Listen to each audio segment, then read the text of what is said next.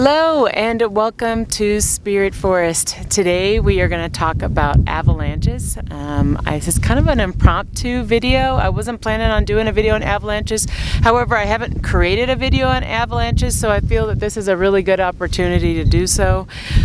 I had a instance where it came pretty close to my family getting injured, and I want to talk about that. I also want to talk about what is an avalanche, how to prevent an avalanche, some of my search and rescue training, some good information for you. Even if you don't live in the mountains and you live in the plains, but you come to visit the mountains, this might be a really good informational video for you. So stay tuned for that. It is pretty windy right now. In fact, I'm supposed to be camping right now. I'm supposed to be recording a winter camping video for you. But the roads have closed. There's the mountains that you see behind me, they're currently right now having a bunch of storms in them, and I can't get up there. So I am here in the city now. Lots of danger going on behind me. Although it doesn't look like it and it looks really pretty, there's a lot of stuff going on up there right now. So I'm going to talk about that, but it's a little too windy to be out here, so unfortunately I have to move location. So I'm going to go back to my house and I'll see you guys there.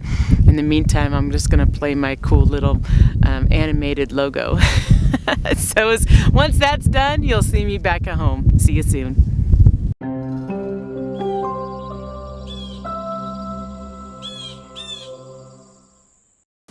Honey, I'm home. I'm just kidding. I had to get out of the wind. I really wanted to record this outside, but it looks like it's all going to be inside. So sorry about that. If you are new to my channel, most of my videos are recorded outside. So what I do is I backpack and hike and kayak and paddleboard. I don't know if I have too many paddleboard videos. I need to get some more of those.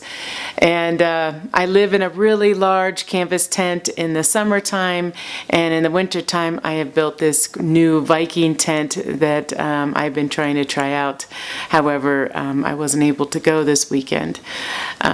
Some other things about me too is I'm a single mom, so I am divorced, and this was my weekend without the kids, and I was going to go camping this weekend. But I'm not camping this weekend, and like I said earlier, it is because the weather up there and the roads up there are really not safe for me, and I think it's a very wise decision. And if you follow my Facebook and my Instagram, I posted on there, and it sounds like I made the right decision too, because you guys have said the same thing. So today I want to talk about avalanches, one in particular that I think kind of hit home a bit, and I want to tell you about that story. Alright, before I get started, do you guys have Girl Scout cookies in your area? Because they come to your door. I can't say no because the girls are so cute and they're cookies. So before I tell you my story, Thin Mints, they're my favorite. I'm gonna have a cookie first, and then I'm gonna tell you my story. Those cookies are a necessity. You gotta have one of those. They're very yummy. Anyways, on Thursday, if you follow my Facebook and maybe even a little bit of my Instagram, not sure if I posted about this particular avalanche that happened in the mountains, but it really affected me and my family. No, none of us were in that avalanche, but one of us was very close to being in one, and I want to talk about it. It was Thursday about 11:33. Actually, I know that for sure because that is when my ex, or the girl's daddy, which is also my best friend, he contacted me and said, hey, can you pick up Kyla, which is our younger daughter, at school, because he's going to go skiing. And I was like, yeah, sure, no problem. That's a really cool thing about our relationship, and maybe I can go into that in another video, but we are very open. We usually, if someone has something going on, another one covers for us, you know, so that's really cool to have a great relationship with your ex. So He contacted me again at 1:33 and said he wants to go skiing, and I said, yeah, that's awesome, go. And then he said, hey, did I mention it was cat skiing? And I was like, Now, if you're not familiar with cat skiing, what cat skiing means, it's like a snow cat. So basically, if you're not familiar with what a snow cat is, it's kind of like a really big snowmobile. It's kind of like a snowmobile that's a bus, and you can haul a bunch of people up to the top of the mountain. You drop them off at the top, and then they ski down. And when I got that text message, my immediate response, which is really funny because my aunt was in the room, and she kind of laughed in the background because I said out loud, no. And I totally said it that way out loud. Obviously, I'm not on the phone with him. I just saw his text message. I'm like, no. And I might have said another word before that, but it's not my place to tell him no. It is his life, it's his journey, and he could do whatever he wants to do. And so here I am sitting there being like, I know that there's a lot of danger in the mountains. It is at level 5 right now up in the mountains for avalanche danger, or at least it was on Thursday. Level 5. That means no snowshoeing, nothing. Like, don't do anything up in the mountains. In my opinion, that's what that means.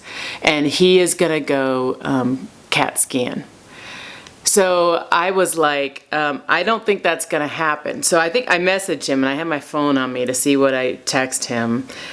And I said, you're going to be in the backcountry? Question mark. Because most cat skiing is not, well, I can't say most. Some of them actually do it on the resorts too. Like I think A Basin does it, where you can take a cat up to the top of a ridge or something because they don't have chairlifts up there. And I think there's some other resorts that do that as well. So I wanted to ask if it was in the backcountry, and it was. And so then my next response to him was, no, you can't do that. And literally, I don't think I've ever said no to him. If he's ever had an idea of something he wanted to do, I don't remember ever saying he can't do that. And so he said, well, it's going to be in a designated area. And then he also said, maybe he says, I can pass on it, and we're really open with each other. Again, if I say no to something, he probably is like, he's in alert, to be like, oh, well, she just said no, there must be a reason, it's not good. I asked them if he has called the outfitter company and if they have any records the last time that area was blasted, and if it was blasted at all. And what I mean by that is a lot of times they do, and I can talk about it later as well. I'll talk about later in the video when I talk about avalanches. That's basically, I don't know if they put dynamite in there or not. You can hear it all the time at the ski resorts. But they trigger avalanches a lot of times at the ski resorts, so then the skiers are safe. So he says he's going to be doing some research, is what he was saying. It was over at Jones Pass, and I said, you need to call the outfitter. I'm kind of going through my text messages right now. And he said that they have avalanche safety gear for everyone. And I was kind of like, I didn't care, I don't care if you have avalanche safety gear, because to me, if you're in an avalanche, your chances of surviving are very minimal. Yeah, it's great that they'll be able to find your body, but and I'm not saying don't wear avalanche safety gear, because it is very useful, and whenever you're out in the backcountry, you should wear it, but I don't think that you should be skiing in avalanche danger at level 5 extreme danger. And so he says, okay, I'll call them and I'll find out some more information. So he called the outfitter, and the outfitter said to him, hey, we got people up there right now. They're skiing up there right now, and it's safe. You don't have to worry about it. It's pretty flat. There's not a lot of incline in that area. We do this all the time. We have guides there. All of that was going on. And so then he called me back and he says, hey, this is what the guy said. And I told him, I said, I don't care if they're skiing there today. I don't care if they're going up to there. I said, they're nuts for going up there today. Now, again, this is about maybe 145, 150 at that time, somewhere around there. And he says, well, they said it was safe, and him and I were debating back and forth. Don't get me wrong, like he's excited to have this opportunity. It was an opportunity where he didn't have to pay for it, and he was invited to come along, but we kind of made the decision together that no, you're not going to do it. And I got kind of heated about it. I'll admit that. Man, it's one of those months, I think. I don't know. But I was like, I'm sorry. I was like, I want my kids to have a dad. Yeah, I really don't want you out there skiing. And he said, okay. He says, okay, I won't go, which I really respect that. So the sad part is, which I'm going to talk about in a little bit more detail, is that during that time when he was calling the outfitter, and they were telling him everything was okay and that don't worry about it. We have all the right gear. We have guides. We know this area really well. We do it all the time. During that time, there was an avalanche, as we were calling them. And one of their guides got stuck in it. And I'm going to read some more detail on that later of what happened. And he eventually died in the hospital. So, that to me came really close because we called them. They were saying up and down, everything was safe. Don't worry about it. We have all this experience. And while we were calling them, their guide was under the snow, and I think it was 10 feet of snow. And they dug him out. And yes, he had a beacon on him, and they have all the avalanche safety gear on him, and they dug him out, but he didn't end up making it. He was conscious, which to me is amazing that he was conscious, and but I really feel for this guide's family because he was doing his job, and it should have been one of those days where they don't take people out. It was not safe. And I'm really happy that, if that didn't happen and the girl's daddy went up there, I would have to say I would be pretty upset with him as for the risk of his life up there, And don't get me wrong, I risk myself all the time every time I'm camping and backpacking by myself and everything. I understand that, but it really hit home, and I really feel sorry for the guide's family, and I'm really sad about that, and I don't want to get teared up about it because I think it's, he was just doing his job. So I'm going to talk maybe a little bit more about how that, a little bit more information regarding that avalanche, as well as another avalanche that took lives here in Colorado. And then I'm going to talk again about what is an avalanche and how an avalanche works and how it all happens and ways to avoid it, and some things that I've learned in my search and rescue training as well. So stay tuned for that. I'm going to read an article by the Denver Post, and it talks about that avalanche at Jones Pass. I will link to the article below because I'm not going to state everything that's in the article. I'm going to pretty much summarize it. If you want more information, go into my description and click on that link. On Thursday afternoon, 14 skiers and employees rode up in a snowcat up Jones Pass. The snowcat stopped at the lower level on the pass so that Berg could position himself to take action photos of the snowboarders and skiers coming down the pass. After letting Berg off, the snowcat started up and was about 100 yards up the pass when passengers heard a loud rushing noise. It was about 1:53 p.m. at the time, which is ironic because that's about the same time that the girl's daddy was calling this company, and they were reassuring him that everything was safe. When the passengers turned around, they could tell that Berg had been enveloped in the avalanche, estimated to be 800 feet wide and 2,200 feet long. The Avalanche has been categorized as a D4, the second highest level on the strength and size scale. That is huge. It's like being hit by a train, they say. It sweeps down boulders and huge trees. When people are caught in an avalanche, they tumble around in the debris. It is not like riding a wave of light snow. Berg was completely buried in the avalanche, but because he was wearing his beacon, fellow employees were able to dig him up and pull him out in less than 10 minutes. Berg was conscious and breathing. He was coherent and complaining of leg injury. Berg was loaded into a snowcat and taken down the pass to paramedics, who rushed him to the hospital. He received emergency care until 7:19 p.m. when he was pronounced dead. Hans Berg suffered severe injuries, including a badly broken leg and punctures to his heart. My heart goes out to Hans Berg and his family during this hard time.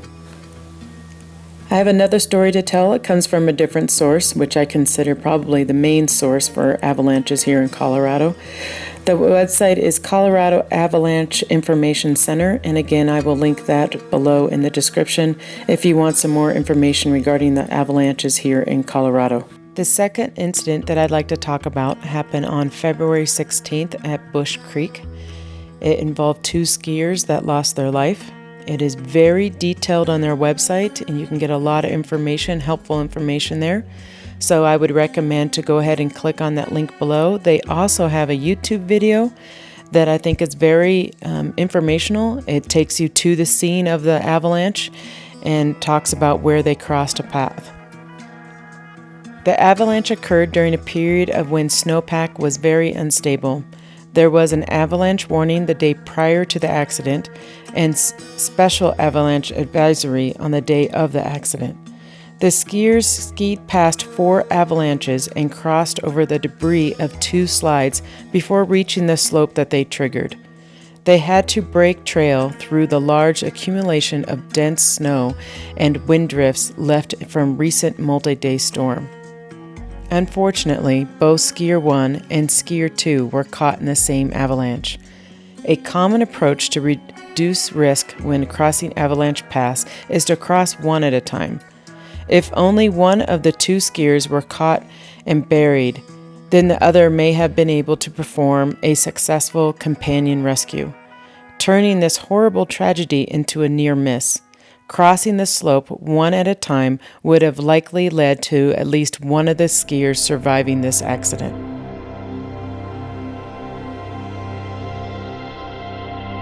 An avalanche is a powerful fall of snow, ice, and debris off a side of a mountain. They are most common in mountain regions with report of heavy snowfall. Colorado has been getting a record amount of snow this year, and you've seen it in some of my videos, and that is why we are seeing more avalanches this year than prior years. There are 3 components which make avalanches likely to occur: the grade of the mountain, the amount of snowfall, and the climate. First, I have a snowstorm that covers the side of the mountain. If the temperatures are mild after that snow has settled, the top layer of that snow turns to water and then ice as the air gets cold. Then, when the next snowstorm hits and settles on top of that layer of ice, that ice acts as an area of low friction, also known as a plane of weakness, which could promote an avalanche. There are many reasons why an avalanche can start. One of it is on its own. The weight of that snow that's on top of that ice overcomes the friction and starts an avalanche. An earthquake can also start an avalanche. Colorado doesn't get that many earthquakes. However, we've had a few this year, especially this season. I'm not sure if any of the avalanches that have been going are because of that or not, but an earthquake can start one. Humans interrupting these sensitive areas, such as the skiers going across a plain, the snowshoers, or snowmobilers. Most avalanches happen in the same spot. However, obviously not all, but it is possible to control some of them, and we do that through controlled explosions. And you'll see that a lot on our ski slopes here. If you visit, for example, Breckenridge this year, constantly you would hear the explosions on the mountain of them trying to control the avalanches. So you might ask me, how do you avoid being in an avalanche? Well, you could do what I'm doing right now. I'm staying home. My plan was to be up in the mountains snowshoeing and camping this weekend, and I'm staying home because of the warning levels. So that's one way to do it. Always check those websites. Again, I'm linked them below if you're in Colorado. If you're not in Colorado, just be sure to check your local areas, especially if you have a lot of mountains in your area. Don't hike right after a large snowstorm. That's probably not something that's smart to do. That is when the avalanches usually happen. You want to look up at the mountain, and if the pitch is less than 25 degrees, you are safer. If it's greater, obviously you're not safer, so keep that in mind as well. You want to hike at the top of the ridge line, so hike the highest route possible. You can hike in the trees. A lot of times, like I said before, avalanches usually come in the same areas. And so what you want to do is if you hike in the trees, that's usually not where the avalanches are. Not to say that you're 100% safe, not to say that that won't happen there, but as you cross over the open pass where the avalanches are, please be very careful. Don't hike in groups, like close-knit groups. You guys really want to spread out. An example is that those two skiers that were skiing together, they both could have survived if they were spread out a bit. Another question you might ask me is, what gear should I have if I am hiking in an avalanche-prone area? First thing you're going to want is an avalanche transceiver, or what's called a beacon. These devices are not easy to use. I have had troubles myself trying to use one. I was in a group at Search and Rescue, and we had troubles with our beacons. So just keep in mind that they're not easy to use. You need a lot of practice with those. So don't just go out and buy a beacon and think everything's okay. Know how to use it, and that's going to take some training on your part. The next thing you're going to want is a snow shovel. Use it, test it out. You could test out the conditions of the snow. I have one in a couple of my videos. You see me carrying it around on my winter pack. It is a collapsible snow shovel. You could, again, use it to test out the snow conditions or quickly dig out your friend that's underneath the snow. A probe is another thing. So that's they're pretty inexpensive. They're collapsible aluminum poles. What you could do is you could use that. So you're using your beacon to try to find your friend, and then you're poking in the snow until you poke your friend, and then you're able to find them and then start digging. Again, I can't emphasize anymore, please test out your beacon and practice in the mountains. You know, it could be a fun day in the mountains with your friend as you bury your friend in the snow. Of course, make sure they have an air hole, and then you test out your beacons and your poles. It could be a fun time in the mountains. There are other safety gear available. I'm not listing every single one of them, such as an avalanche bag. What that does is it expands as you're in a avalanche, and it gives you an air pocket to breathe in, because most people die of carbon monoxide in an avalanche. I think you got about 15 minutes to get rescued. How many avalanches occur in Colorado in a week? Well, let me give you an idea what's going on this week. The first 7 days of March produced at least 346 avalanches around Colorado. It is not safe to be up in those mountains snowshoeing right now. And if you are snowshoeing, my biggest recommendation is go somewhere flat. I have a couple areas that I go that I know are not in avalanche zones that I can play around in, and those are mostly the areas that I snowshoe in. I want to thank you for watching my video, and I hope that you've been informed and you have a little bit extra knowledge regarding avalanches, so the next time that you are in the backcountry, you have a better understanding of what to do and how to avoid them. So thanks for watching, and I'll see you in the next video. Bye-bye.